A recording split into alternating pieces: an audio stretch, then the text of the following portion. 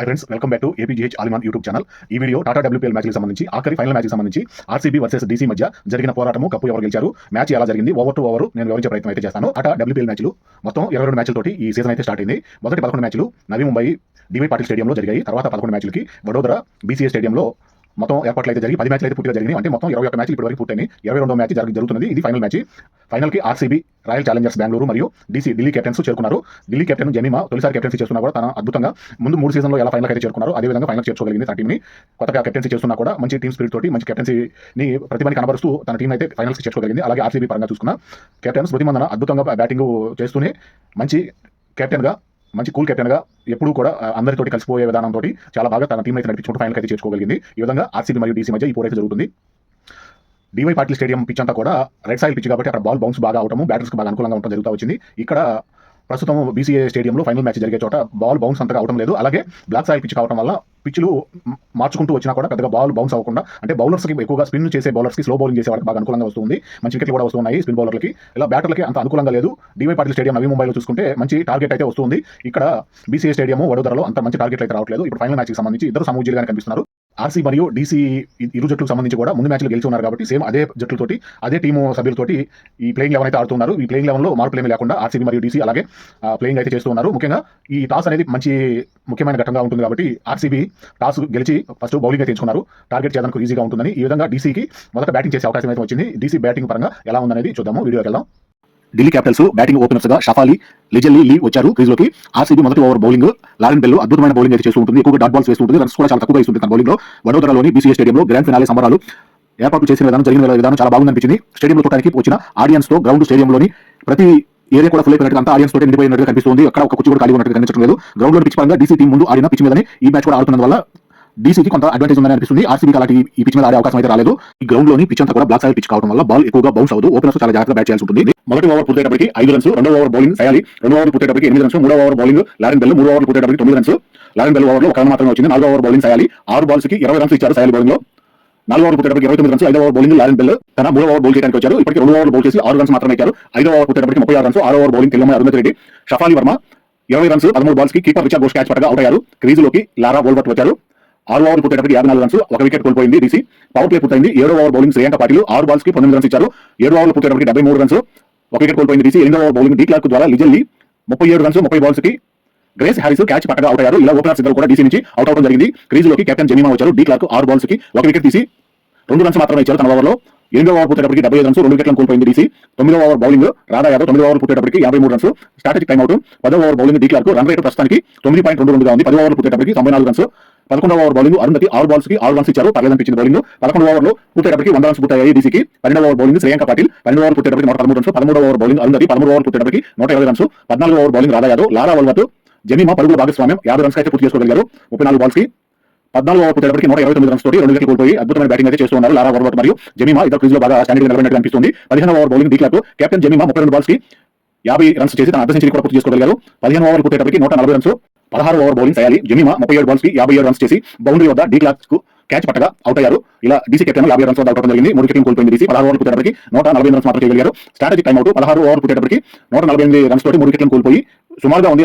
Run rate అయితే అంత ఎక్కువ అయితే లేదు. 4 ఓవర్లు మిగిలి ఉన్నాయి. 16 ఓవర్లు పూర్తయిపోయి 17వ ఓవర్ బౌలింగ్ లారెన్ బెల్ తన 4వ ఓవర్ బౌల్ చేయడానికి వచ్చారు. ఇప్పటికి 3 ఓవర్లు బౌల్ చేసి 13 రన్స్ ఇచ్చారు. క్రీజ్లోకి షినిల్ హెన్రీ 24 రన్స్ సాధించారు 6 బాల్స్ లోనే.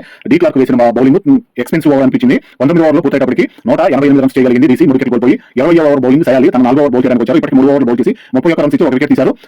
షినిల్ హెన్రీ, లారా వోల్వర్త్ పరుగుల భాగస్వామ్యం 24 బాల్స్ కి 50 రన్స్ చేసుకోగలిగారు. 20 ఓవర్లు పూర్తయ్యేటప్పటికి 203 రన్స్, ఆఖరి బాల్ కి రన్అట్ గా అవుట్ అవడం జరిగింది. షినిల్ హెన్రీ అవుట్ అయ్యారు. ఇలా 203 రన్స్ మంచి టార్గెట్ అయితే వీరు డీసీ తరపు నుంచి బ్యాటర్స్ సాధించాలని చెప్పుకోవాలి. బ్లాక్ సాయిల్ పిచ్ లో 204 పరుగుల టార్గెట్ ను డీసీ అద్భుత బ్యాటింగ్ తో ఆర్సీబీకి ఇచ్చింది. లారా వోల్వర్త్ 44 రన్స్, 25 బాల్స్ కి నాట్అవుట్ గా ఉన్నారు. షినిల్ హెన్రీ ఆఖరి ఓవర్ లో అద్భుత బ్యాటింగ్ ను చూపిస్తూ 15 బాల్స్ కి 35 రన్స్ గేమ్ చేంజర్ గా ఆడారు. చాలా అద్భుతమైన హిట్ బ్యాటింగ్ అయితే చేశారు షినిల్ హెన్రీ. చాలా బాగా అనిపించింది. డీసీ చాలా పర్ఫెక్ట్ గా బ్యాటింగ్ చేశారు వచ్చిన బ్యాటర్స్ అందరూ కూడా. ఆర్సీబీ బౌలర్స్ ఫీల్డింగ్స్ ప్రదర్శన పర్వాలేదు అనిపించింది, కానీ అంత సూపర్ అయితే కాదనిపించింది. 200 దాటే టార్గెట్ క్రాస్ చేయాలంటే ఆల్రెడీ ఆర్సీబీ వాళ్ళే అంతకుముందు టైటిల్ విన్నర్ గా గెలిచినప్పుడు ఫైనల్లో, అలాగే ఈ సీజన్ లోనే ఒకసారి క్రాస్ చేయడం జరిగింది. 202 పరుగుల అని సెకండ్ బ్యాటింగ్ తోటి ఛేదించి విన్నర్ గా గెలిచారు. అలాగే ఇప్పుడు కూడా 203 పరుగుల డీసీ చేసిన పరుగుల్ని 204 టార్గెట్ తోటి ఛేదిస్తే ఆర్సీబీ మరి ఇంకొకసారి టైటిల్ విన్నర్ గా గెలవడానికి అవకాశం ఉంటుంది. ఈ విధంగా ఆర్సీబీ 204 పరుగుల టార్గెట్ చేయగా ఓపెనర్స్ గా captain Smriti Mandhana, Grace Harris crease లోకి వచ్చారు. డీసీ మొదటి over bowling Marizanne Kapp. RCB power play all overs లోనే ఎక్కువ రన్స్ చేయగలగాలి. అలా చేయగలిగితే టార్గెట్ చేయడం సులువుగా మారుతుంది. ఒకటో ఓవర్ పూర్తయ్యేటప్పటికి 9 రన్స్, రెండో ఓవర్ బౌలింగ్ షినిల్ హెన్రీ వేసిన మొదటి బాల్ కి గ్రేస్ హ్యారిస్ 9 రన్స్ మాత్రమే చేసి క్లీన్ బౌల్డ్ గా అవుట్ అవడం జరిగింది. క్రీజ్ లోకి జార్జియా వాల్ వచ్చారు. 2 ఓవర్లు పూర్తయ్యేటప్పటికి 17 రన్స్, 1 వికెట్ కోల్పోయింది ఆర్సీబీ. 3వ ఓవర్ బౌలింగ్ మార్జిన్ కాపు 3 ఓవర్లు పూర్తయ్యేటప్పటికి 25 రన్స్, 1 వికెట్ కోల్పోయింది ఆర్సీబీ. 4వ ఓవర్ బౌలింగ్ షినిల్ హెన్రీ 4 ఓవర్లు పూర్తయ్యేటప్పటికి 34 రన్స్, 5వ ఓవర్ బౌలింగ్ మార్జిన్ కాపు 5 ఓవర్లు పూర్తయ్యేటప్పటికి 45 రన్స్, 6వ ఓవర్ బౌలింగ్ నందని 6 ఓవర్లు పూర్తయ్యేటప్పటికి 59 రన్స్. పవర్ ప్లే పూర్తయింది. 7వ ఓవర్ బౌలింగ్ శ్రీచరణ్ మన తెలుగు అమ్మాయి లెఫ్ట్ హ్యాండ్ బౌలర్ గా లెఫ్ట్ హ్యాండ్ తోటి లెగ్ స్పిన్ చాలా అద్భుతంగా వేస్తుంది. ఎక్కువ వికెట్లు కూడా వస్తున్నాయి శ్రీచరణ్కి. స్మృతి మందన జార్జియా వాల్ పరుగుల భాగస్వామ్యం 50 రన్స్ పూర్తి చేసుకోగలిగారు. 7వ ఓవర్ పూర్తయ్యేటప్పటికి 71 రన్స్ స్ట్రాటజిక్ టైమ్ అవుట్ తీసుకున్నారు. 8వ ఓవర్ బౌలింగ్ షఫాలి వర్మ 8వ ఓవర్ పూర్తయ్యేటప్పటికి 80 రన్స్.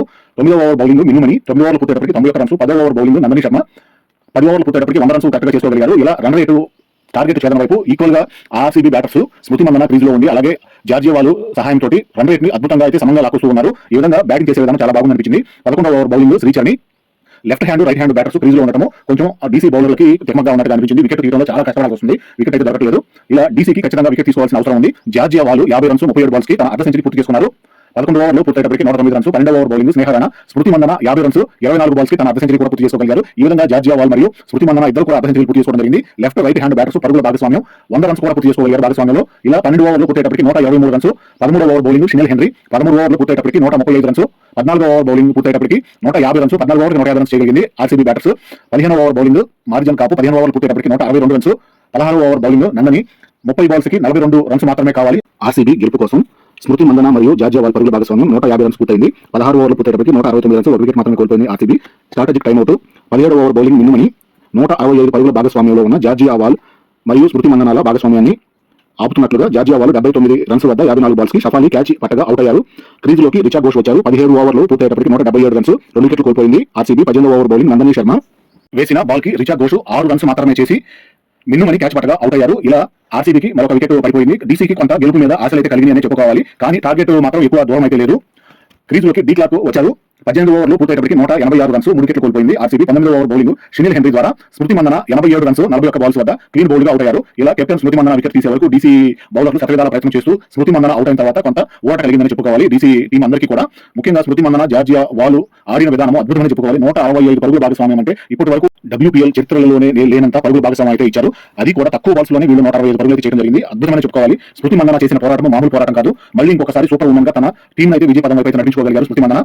క్రీజ్ లోకి రాధా యాదవ్ వచ్చారు. 19 ఓవర్లు పూర్తయ్యేటప్పటికి 194 రన్స్, 4 వికెట్లు కోల్పోయింది ఆర్సీబీ. 20వ ఓవర్ బౌలింగ్ శ్రీచరణ్ ఆఖరి ఓవర్ బౌల్ చేయడం చాలా ధైర్యంగా బౌల్ చేయాల్సి వస్తుంది.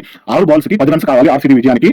మొదటి బాల్ వేసింది శ్రీచరణ్. మొదటి బాల్ కి ఒక సింగిల్ రన్ వచ్చింది. రెండో బాల్ కూడా ఒక సింగిల్ రన్ వచ్చింది. మూడో బాల్ ని 4 గా మలిచారు ఆర్సీబీ బ్యాటర్స్. అలాగే 4వ బాల్ కూడా 4 గా మలచడంతో 2 బాల్స్ మిగిలి ఉండగా ఆర్సీబీ విజయాన్ని అయితే సాధించింది. టైటిల్ విన్నర్ గా మరొకసారి ఆర్సీబీ అయితే నిలిచిందని చెప్పుకోవాలి. స్మృతి మందన ఈ సీజన్ మొత్తం మీద ఎక్కువ రన్స్ చేసి ఆరెంజ్ క్యాప్ విన్నర్ గా, సిరీస్ మొత్తం మీద ఎక్కువ పరుగులు చేసిన ప్లేయర్ ఆఫ్ ది సిరీస్ గా నిలిచారు. చాలా అద్భుతమైన అనిపించింది స్మృతి మందన చేసిన పోరాటము. ఈ విధంగా ఆర్సీబీ మళ్ళీ రెండోసారి టైటిల్ విన్నర్ గా అయితే నిలిచారు. డీసీ కూడా చాలా వరకు పోరాటం అయితే చేస్తూనే ఉంది. కానీ ఆర్సీబీ బ్యాటర్స్ చేసిన బ్యాటింగ్ విధ్వంసానికి బౌండరీలను ఆపటము డీసీ కంట్రోల్ చేయలేకపోయిందని చెప్పుకోవాలి. ఆర్సీబీ చేసిన విధ్వంసం మామూలు విధ్వంసం కాదు. గ్రౌండ్ లో ఎటు చూసినా కూడా 360 డిగ్రీల వైపు కూడా బౌండరీలు తరలించే విధానంగానే వాళ్ళు తరలిస్తూనే ఉన్నారు. జార్జియా వాళ్ళు కూడా చాలా అద్భుతమైన ప్రదర్శన అయితే చూపించిందని చెప్పుకోవాలి. ఈ విధంగా వీళ్ళు చేసిన పోరాటం మామూలు పోరాటం కాదు. అలాగే డీసీ బ్యాటర్స్ పరంగా కూడా జెమిమా 57 రన్స్, లారా వర్మ 44, షినిల్ హెన్రీ చేసిన 35 రన్స్, 15 బాల్స్ చేసిన అద్భుతమైన బ్యాటింగ్ చాలా దోహదపడిందని చెప్పుకోవాలి. ఈ విధంగా డీసీ మళ్ళీ 4వసారి కూడా రన్నర్ గానే నిలిచారు. ఆర్సీబీ రెండోసారి టైటిల్ విన్నర్ గా నిలవడం జరిగింది. చాలా అద్భుతమైన పోరాటం అయితే ఆఖరి బాల్ వరకు కూడా ఉత్కంఠ అయితే నెలకొందని చెప్పుకోవాలి. డీసీ బౌలర్స్ చేసిన పోరాటం చాలా మంచి పోరాటం అయితే చేశారు. కానీ ఆర్సీబీ బ్యాటర్స్ అంతకంటే కూడా విధ్వంసకర బ్యాటింగ్ తోటి చెలరేగిపోయి ఆడారని చెప్పుకోవాలి. మళ్ళీ రెండోసారి కప్పు ఆర్సీబీ సొంతమైంది.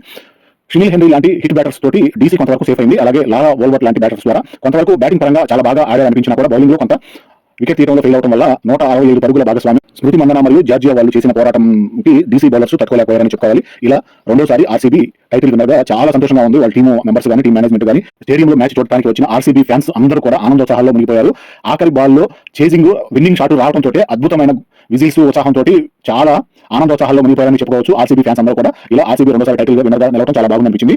స్మృతి మందన చేసిన పోరాటంతో పాటు అలాగే డీసీ కెప్టెన్ జెమిమా కూడా అద్భుతమైన పోరాటం చేసిందని చెప్పుకోవాలి. తొలిసారి కెప్టెన్సీలో ఉన్నా కూడా మంచి అద్భుతమైన బ్యాటింగ్ చేస్తూనే తన టీం కూడా అద్భుతంగా నడిపించుకొని వెళ్ళిందని చెప్పుకోవాలి. ఇలా జెమిమాకి రన్నర్ గా మరొకసారి షీల్డ్ అయితే దక్కిందని చెప్పుకోవాలి. రన్నర్ గా నిలిచిన వాళ్ళకి 3 కోట్ల ప్రైజ్ మనీ అయితే ఇవ్వడం జరిగింది. అలాగే విన్నర్ గా నిలిచిన వాళ్ళకి కప్పుతో పాటు టాటా WPL కప్పు అవార్డులు మంచి ప్రైజ్ మనీలు ఇవ్వడం కూడా జరిగింది. ఇలా టీం గెలిచిన తర్వాత అందరి అభిప్రాయాలను కూడా తమ ఎక్స్పీరియన్స్ కానీ, తమ టీంని నడిపించుకున్న విధానం కానీ, మేనేజ్మెంట్ సహకరించిన విధానాన్ని కూడా దాదాపు ప్రతి ఆర్సీబీ ప్లేయర్ కూడా పంచుకోవడం జరిగింది. మీడియాతోటి మాట్లాడటం కూడా జరిగింది. చాలా వరకు చాలా బాగా అనిపించింది నాకు. ఇప్పుడు ఈ విధంగా టీం మేనేజ్మెంట్ సహకరించడం ద్వారా చిన్న ప్లేయర్స్ అందరూ కూడా ఇట్లా రావడానికి అవకాశం ఉంటుంది. అలాగే టాటా క్యాపిటల్ పేరుతోటి చిన్న జూనియర్స్ కూడా తక్కువ వయసు పిల్లలను కూడా ముఖ్యంగా ఆడపిల్లలందరినీ ఇలా క్రికెట్ వైపు తీసుకురావడం, వాళ్ళలోని ప్రతిభని అందరూ గుర్తించేలా ఇలా విమర్శగా నిలబెట్టడానికి టాటా